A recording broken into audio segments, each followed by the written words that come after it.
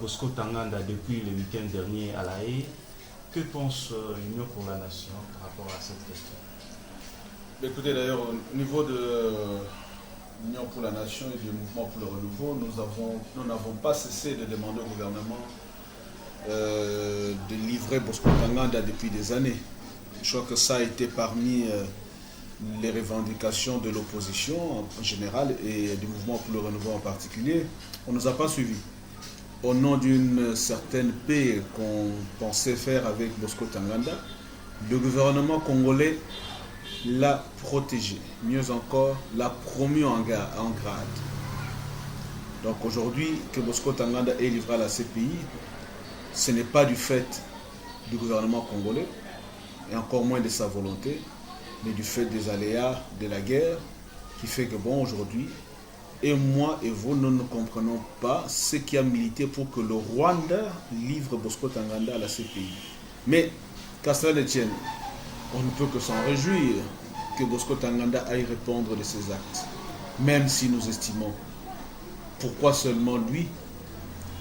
D'ailleurs, c'est une très bonne chose qu'il aille là-bas, Bosco Tanganda. Mais il doit répondre aussi des faits, des actes qu'il a commis après 2003, après 2004. Et la question que nous nous posons, Bosco Tanganda et Kunda et Sultani Makenga et tous les autres qui ont suivi. Et je crois que c'est des gens, si on doit vraiment faire justice au peuple congolais, toute cette bande devrait se retrouver à la Cour pénale internationale afin qu'on sache exactement ce qui s'est passé et qu'ils nous disent avec qui ils ont travaillé. Mais je crains que le gouvernement congolais, dont la complaisance avec ces mouvements armés, donne ou laisse croire à une complicité, parce que si on doit aujourd'hui interpeller toute la bande CNDP et autres, nous allons tous, avec vous, nous en apercevoir, c'est-à-dire que le gouvernement congolais a facilité la tâche à ces gens pour qu'ils continuent à tuer le peuple congolais à travers les accords du 23 mars, des accords bidons que nous avons dénoncés, mais que le gouvernement a soutenu, a signé et a continué à entretenir. Alors, selon vous, quelle peut être l'attitude du gouvernement par rapport à ces dossiers? Non, le gouvernement n'a pas d'autre attitude que de coopérer avec la Cour pénale internationale. C'est-à-dire que quand il y aura des témoignages à faire, quand il y aura des actions à mener, le gouvernement devrait tout simplement coopérer. C'est vrai qu'à un moment ou à un autre, nous serons très vigilants pour ne pas que ce gouvernement nous donne l'impression de vouloir étouffer l'affaire. Il faudra absolument que ce gouvernement coopère à tous les niveaux qu'il faut, tout simplement pour que la vérité éclate. En Inde, à la CPI, est-ce que c'est une réponse pour la paix tant cherchée par la population de l'Est? Ce n'est pas une réponse, mais c'est une partie des réponses dans la mesure où les mouvements armés continuent à sévir tout simplement parce que l'impunité règne au Congo. L'impunité règne au Congo parce qu'il n'y a pas de justice. Parce que nous avons un gouvernement, un État faible, avec un gouvernement irresponsable, malheureusement. Si ce gouvernement avait un peu plus de sérieux, un peu plus de poigne, je crois que la plupart des seigneurs de guerre devraient aujourd'hui répondre de leurs méfaits.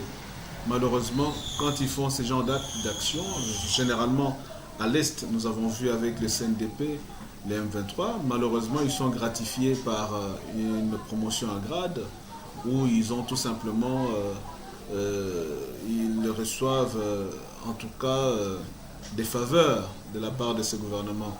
Donc je crois que arrêter un de ces seigneurs de guerre aujourd'hui, c'est déjà un pas vers la lutte contre l'impunité.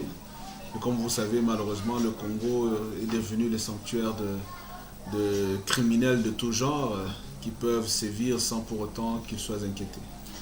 Parlant de la RCA, Bozizé depuis le week-end dernier est porté disparu suite à un coup d'État. Quelle lecture vous faites par rapport à cette situation? Je me dis que c'est quand même dommage pour l'Afrique. 50 ans ou 60 ans après l'accession à tous ces pays africains à l'indépendance, nous avons l'impression que les dirigeants africains n'ont encore rien compris et que malheureusement les mêmes causes produisent les mêmes effets. l'impression que nous avons, c'est que ceux qui prennent le pouvoir par les armes ne comprennent que le langage des armes pour quitter le pouvoir, malheureusement. Bozizé nous a donné une belle impression de quelqu'un qui s'est entêté, qui n'a pas beaucoup compris l'essence de la démocratie et qui a payé ses turpitudes. Il a payé, il est en train de payer chèrement aujourd'hui. J'estime que cela devrait servir d'exemple à d'autres États, notamment à notre pays, parce que comme vous savez, la démocratie est essentielle pour maintenir la stabilité dans un pays.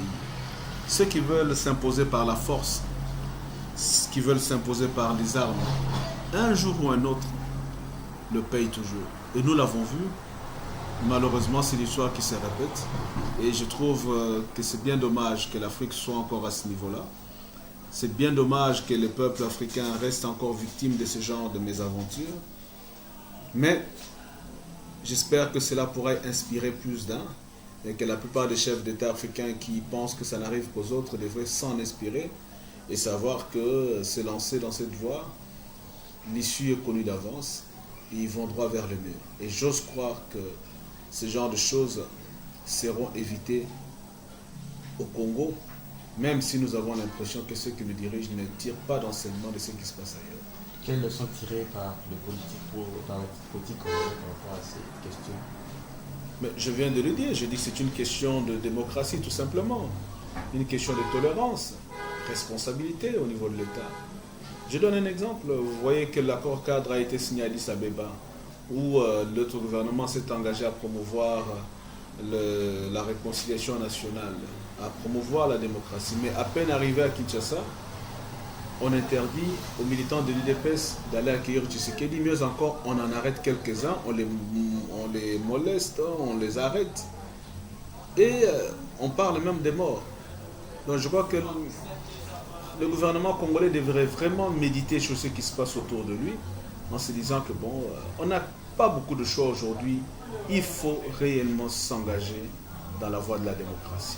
Aller à contre-courant de la réalité, à contre-courant de l'histoire, vous amène toujours un jour au genre de conséquences que nous sommes en train de voir aujourd'hui avec Bozizé, qui il y a encore quelques heures, il y a encore quelques jours,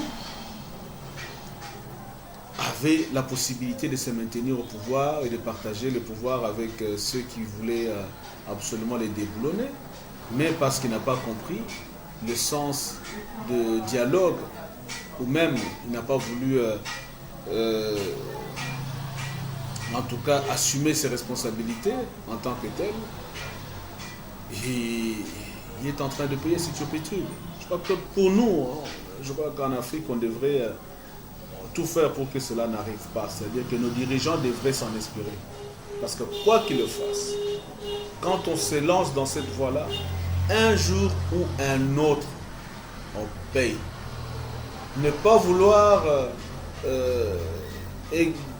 réaliser ses engagements, ses promesses, quand on les fait, un jour ou un autre, on le paye.